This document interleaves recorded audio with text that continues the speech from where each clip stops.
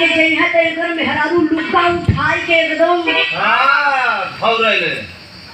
एक दिन के बात बताई, सही बता दी नहीं हो क्योंकि इज्जत ले तो। एक दिन मास्टर साहब गईले बाजार के, अब बारे गुस्सा में एकर मेहरारू लाल बा।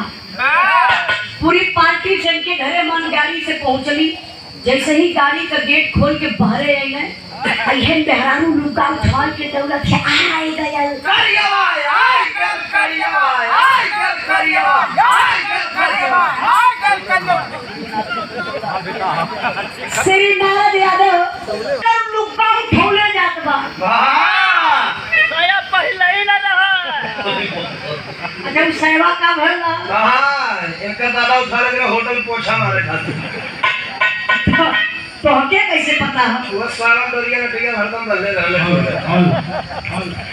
अच्छा देखी भैया डिस्टर्ब कर बात धीरे धीरे बना ली।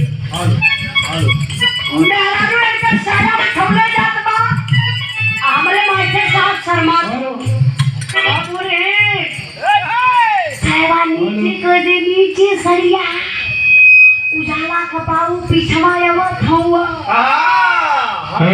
हरदम सावन छकवा करे लो। हमने साहब का बेइज्जती करे बस साहब का गला में आया बे। अच्छा हमार सम्मान करो बढ़िया भैया बड़ी जल्दी ना बेटा है बना दे भैया, जल्दी ना डिस्टर्ब हो जाएगा। ना बड़े कोई बात ना। और तू नहीं लिया पहले बता पहले